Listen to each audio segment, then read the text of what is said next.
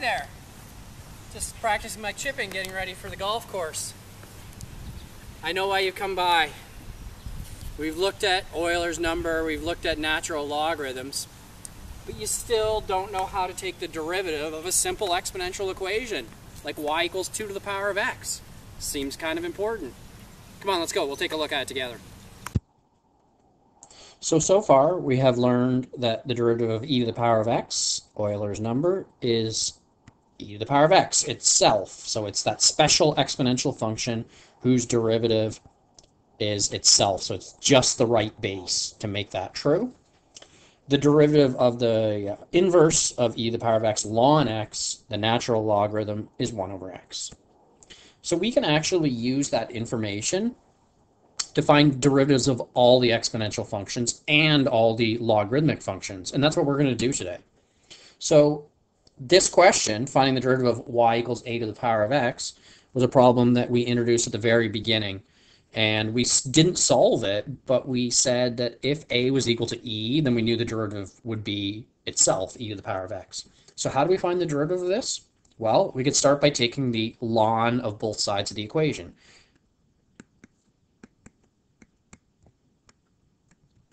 Now think about that. If y is equal to a to the power of x, then definitely the ln of y must be equal to the ln of a to the power of x. Then we can use some of our logarithmic properties and say that ln a to the power of x is the same as x times the ln of a. And now we can take the derivative of both sides of the equation. There's a little bit of implicit differentiation here. To take the derivative of ln y, the derivative of ln y is 1 over y times dy by dx. And the derivative of x ln a is just the ln of a. So remember, a is a constant, so ln a is a constant. So this is like taking the derivative of 2x. The derivative of 2x would be 2. So the derivative of ln a times x is just ln a. Solving for dy by dx, we can multiply both sides of the equation by y. And then, of course, y is equal to a to the power of x. So let's actually substitute that in. Dy by dx is equal to a to the power of x times the ln of a. And here we have a result. So we can use that result. For example, y equals 2 to the power of x. Well, now we just have the exact same thing as y equals a to the power of x. The only difference is a is equal to 2. So dy by dx, just following this rule that I just developed here, is going to be 2 to the power of x times the ln of 2.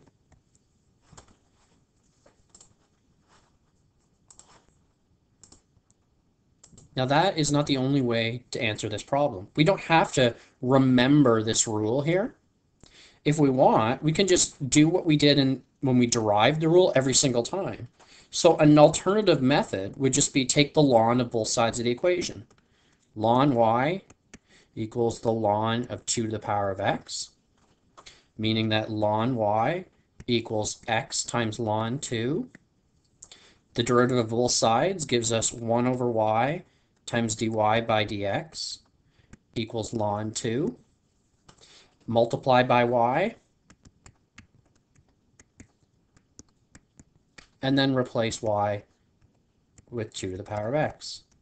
And we get the exact same solution. Now I tell students in class, you're free to do whichever method you want. You can remember the result and then you can use it, or you can just do logarithmic differentiation every single time. Take the ln of both sides, and then there's no memorization required other than you need to know how to do implicit differentiation, and you need to know that the derivative of ln x is 1 over x. So which should you do? Well, it's up to you. Obviously, in the online environment, using the rule is going to be pretty easy, because my guess is when you do questions, you're going to look at your notes most of the time, because you can do that. In class, it's a little different, obviously. So feel free. You should understand both methods. And let's move on to the next one. So for the next one, I've copied the result from above down here. So there's two ways to do this question again. we know that y equals a to the power of x. We'll always give a derivative of a to the power of x times the ln of a. So for this example, I could use that rule. dy by dx is equal to a to the power of x. In this case, that's 7x squared plus 5x times the ln of the base, ln 7.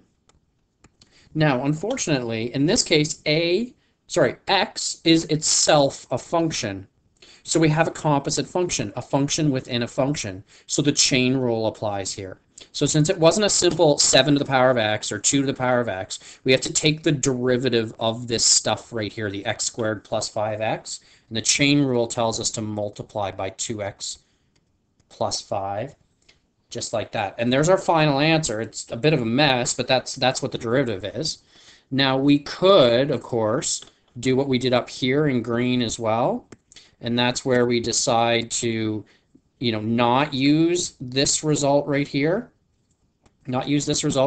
And instead take the ln of both sides. I'll just quickly show you what that would look like. You would get ln y equals the ln of 7x squared plus 5x. Okay? Using your logarithmic rule, ln y equals x squared plus 5x times ln 7. Take the derivative of both sides, and you get 1 over y dy by dx equals 2x plus 5 times ln 7. Ln 7 is a constant, so it just stays there. Okay, or dy by dx. I'm going to multiply both sides by y, and as I do it, I'm also going to replace y with the original equation so that I show you that I definitely get the exact same answer. I've just written it in a different order here is all. And there it is. So again, two different ways. I've tried to do them in a different color to make it obvious. Either use the result, okay, that we showed, or take the ln of both sides every single time and do it that way. It is totally up to you.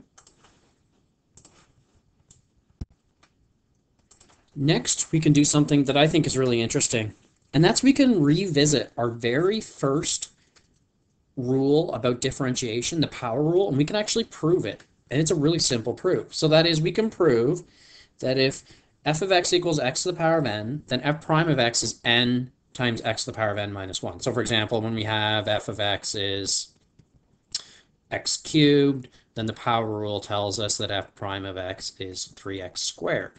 Now we proved that way back in class. I'll pull the note up actually. Here it is. And we did it from first principles. And we actually had to realize that this could be factored. Okay, I called it a difference of powers with a common factor. And there's our proof. It's a little bit complicated to understand. The algebra is not super easy. And also it assumes that n is a natural number, like 1, 2, 3, 4. Even though we know the power rule works for negative numbers, so all integers, and it also works for rational numbers, and it even works for irrational numbers as well. That's off our course webpage, by the way, if you ever want to pull that up again and take a look at it. I guess March 9th is when we did that. We're going to prove it a different way, though. And in this proof, we are not going to make the assumption that n is a natural number. In fact, n can be any real number. So how do we do this? Well, let's start off by let y equal x to the power of n. Okay, we'll get away from the prime notation here. We take the ln of both sides of the equation. Ln y equals ln of x to the power of n. Okay, that means that we can change that to n ln x. And now we can take the derivative of both sides. We don't even need first principles. So 1 over y times dy by dx is equal to n times 1 over x. Because in this case, n itself is a constant. It's not a variable that changes. Multiply both sides of the equation by y, and you get dy by dx is equal to y times n times 1 over x, or just divided by x. Replace y with x to the power of n, because that's what it's equal to. And you get x to the power of n times n divided by x, which simplifies to n, okay, x to the power of n divided by x to the power of 1, subtract the exponents. And there it is right there. I kind of like how the calculus in this course comes all the way back to the beginning of calculus again. We learn about logarithmic differentiation. We actually prove the simplest derivative rule we have, or the simplest derivative shortcut we have. Okay, now that we've looked at exponential functions, let's move on to logarithmic functions and how to take their derivative. So let's start with the simplest logarithmic function, like a simple, we looked at y equals a to the power of x, and we found its derivative. How about the inverse of that? Y equals log base a to the power of x. How do we do the derivative of logarithmic functions? Probably might look at that for a second and really have no idea how to start. But here's a really good clue about working with any logarithmic function, and that is there is always an exponential function that can be written. So we can change this to exponent form. If y equals log base a to the power of x, that means that a to the power of y equals x. And since we know how to take the derivative of exponential functions, we can take the ln of both sides, and we'll do that. So ln of a to the power of y is equal to ln x. That means y times the ln of a is equal to the ln of x. We can solve for y. Y is ln x divided by ln a. And we know how to take the derivative of this. dy by dx is equal to, okay, the derivative of ln x is 1 over x. Now, since ln a is a constant, we can treat it as if we have 1 over ln a times ln x. So this is like 1 over ln a times 1 over x, something like that, which gives you dy by dx is equal to 1 over x times the ln of a. And there is a result for taking the derivative of any logarithmic function. So when we look at a specific equation, like log base 5 of x, we could just use that result if we want. And we could say dy by dx is equal to 1 over x, instead of ln a, ln 5. Now, we don't have to do it that way. We could certainly choose to not remember that result, and instead just remember the idea that if y equals log base 5 of x, that means 5 to the power of y is equal to x, and take the ln of both sides. We'll give you y ln 5 equals ln x, or y equals ln x divided by ln 5, and dy by dx, or y prime, is then equal to 1 over x times ln 5. Okay, or you could think of it like, 1 over x divided by ln 5, which of course gives you 1 over x ln 5. So same idea. Either remember the result or understand that the other way to find the derivative of a logarithmic function is to change it to an exponential function and go from there. Let's look at one more example here.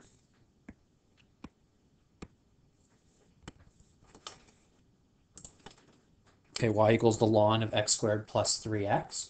So again, I could just use the result, and I can actually do this in one step. Dy by dx is equal to, notice that this is not a it's a logarithmic function, but it's a ln function. We actually already know how to take the derivative of that. It's 1 over x squared plus 3x. And of course, using the chain rule, we multiply that by 2x plus 3, which simplifies to 2x plus 3 divided by x squared plus 3x. So don't forget, if you happen to be lucky enough that your base is log base e, or you're dealing with a ln function, you don't need the result that we showed. Okay, you don't need to use this because you're lucky enough that the base happened to be ln, in which case, the derivative of ln x is just 1 over x. However, that's different when your base becomes log base 6. So now we have two choices for this one. We can use the result from the previous page. That's this result right here. and we can find the derivative kind of in one step. Okay, instead of 1 over x ln a, we have 1 over x squared plus 3x times the ln of 6.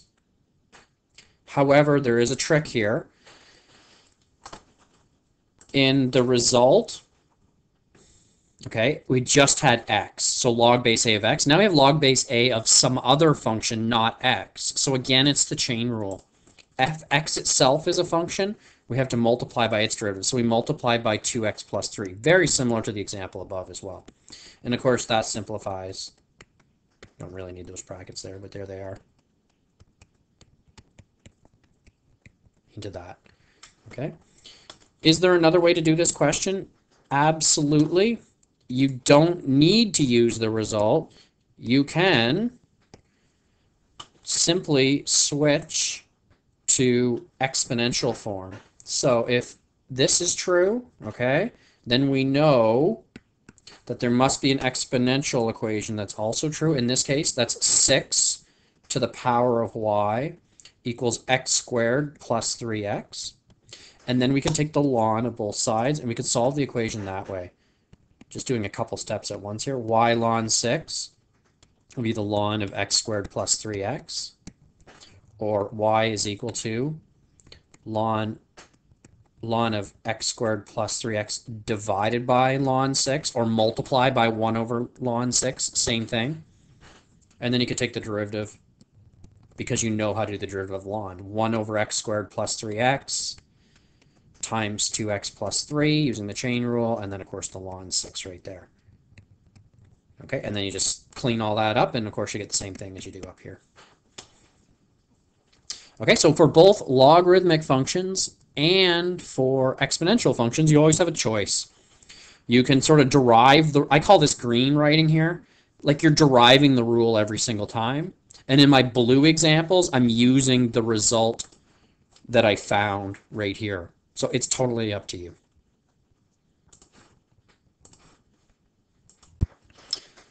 So for our last example, let's take a look at a graph. Y equals 2x times ln x squared.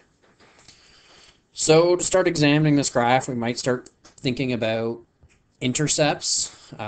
What if we started with y-intercepts? So what happens when you set x equal to 0? Well, actually, if I look at setting x equal to 0, that means that I'd be taking the ln of 0, which we actually can't do.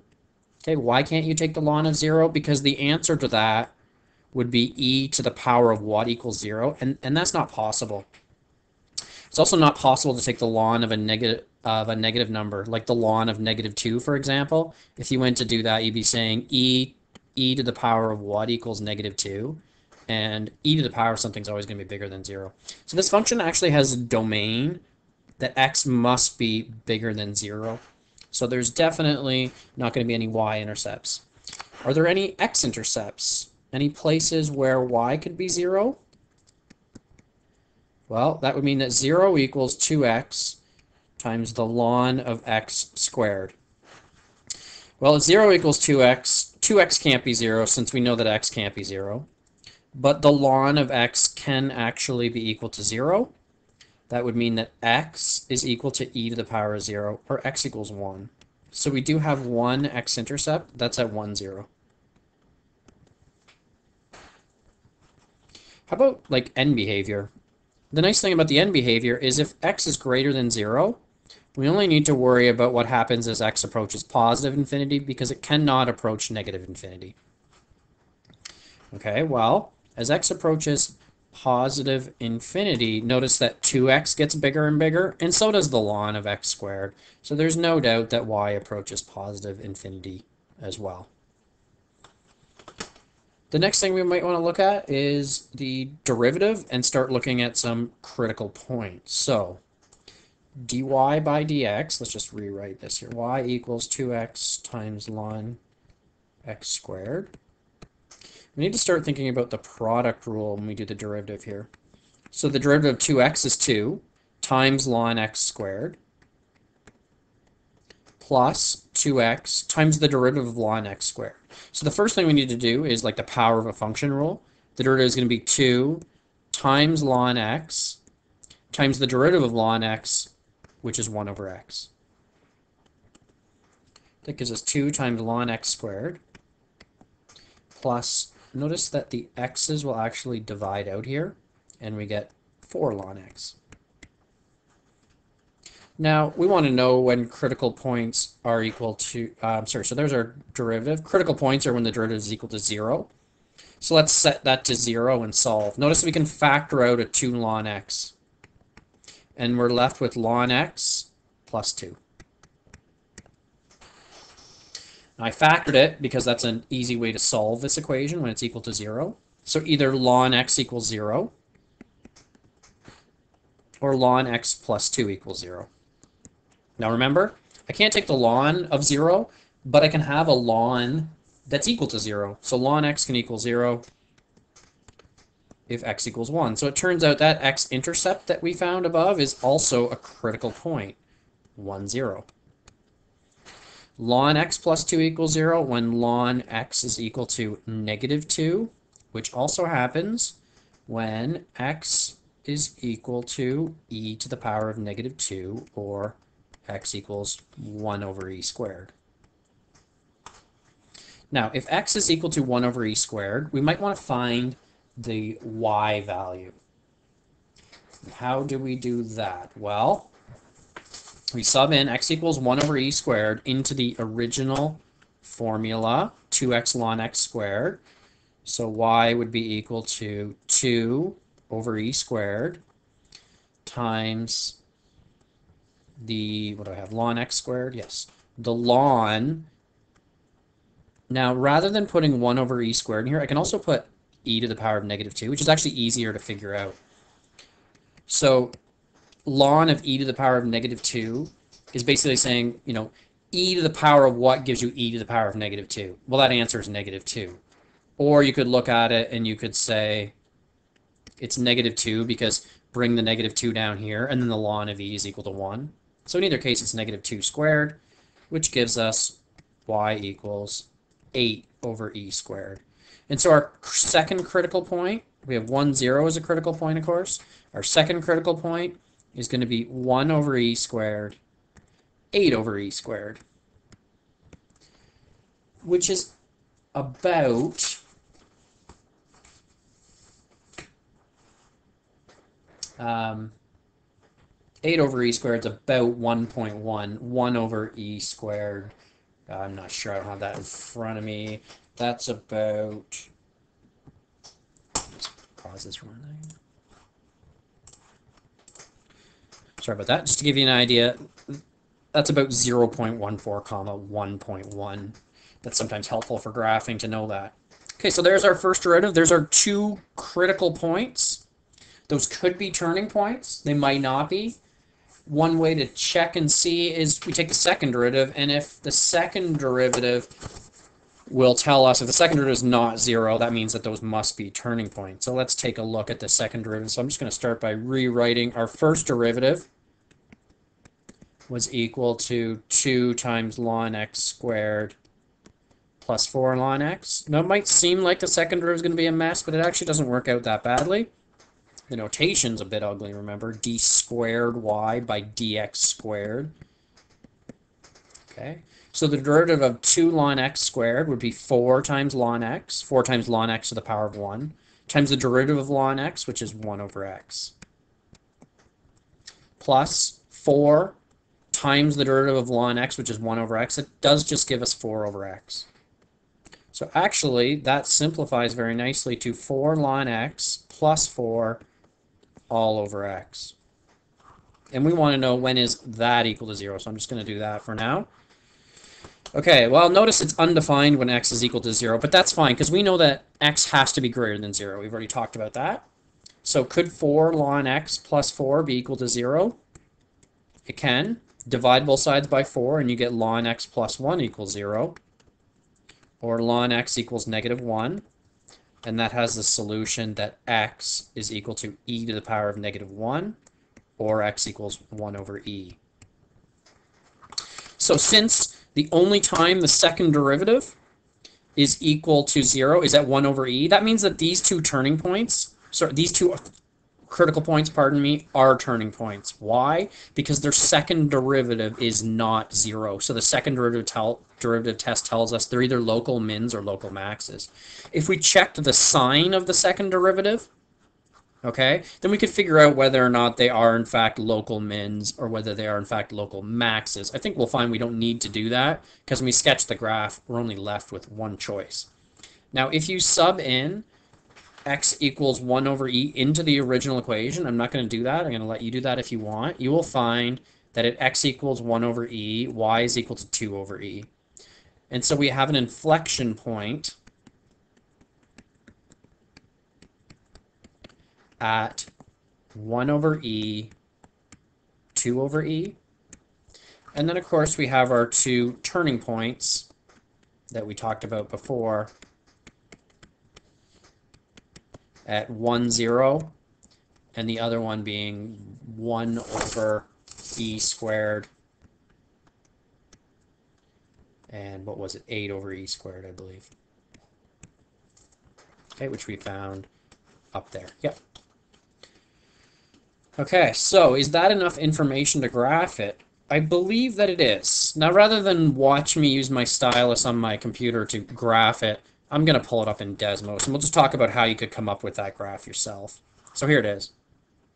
Okay, so 1, 0, of course, is our turning point. We knew that was a turning point. We knew that there were no turning points to the right of 1 over 0. And so we know that that must be a local minimum. The graph must go up at that point, and then it must change direction. So if 1, 0 is a turning point, it can't be a local max. It has to be a local min in order for the end behavior to be correct. Okay.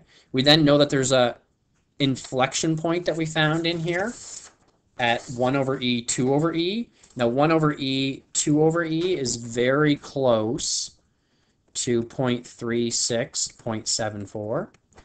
And that's what we see on the graph as well, 0.36, 0.74. It's actually in here somewhere.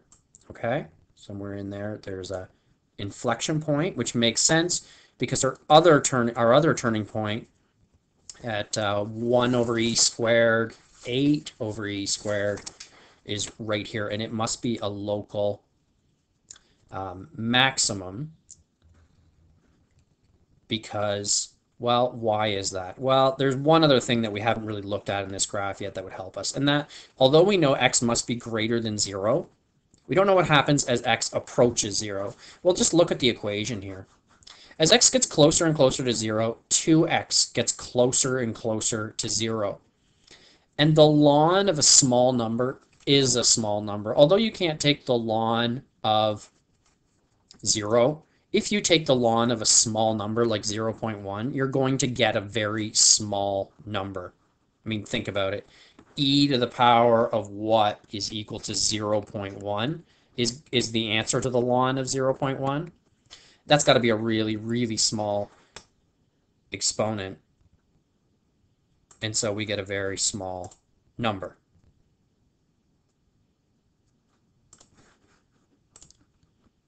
Pardon me, let me rephrase that. The ln of 0.1 is going to be a negative number, and it's going to be a very small negative number. And, sorry, I'd really rather not start this video, so I'm going to try to correct what I'm saying here. The best way to figure out, I mean, we understand that as x gets closer and closer to 0, 2x gets closer and closer to 0. And then we're taking a number here, and we're squaring it, so it's going to be positive. So we know we're going to get a small positive number. The best way to look at this is to kind of start subbing values of x in as x gets closer and closer to 0, and then see what happens to the graph. Now here it looks like it goes to the 0.00, but technically that's a hole there because you can't take the ln of 0. Okay, sorry about that explanation, not the greatest.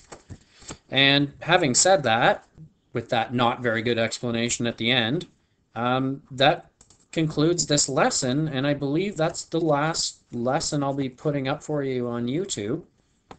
I hope that they haven't been too boring for you. I know staring at a computer, listening to someone teach is not nearly as exciting as being in class, but that's just what we had to do this semester, and thanks a lot for listening and putting your best effort into these problems. I've got a worksheet for you to do, and when you're done that, I recommend that you look at the assignment, which is due by the end of the semester. And yeah, that's it for now. Thanks a lot, and I hope I get to talk to you guys again. Bye for now.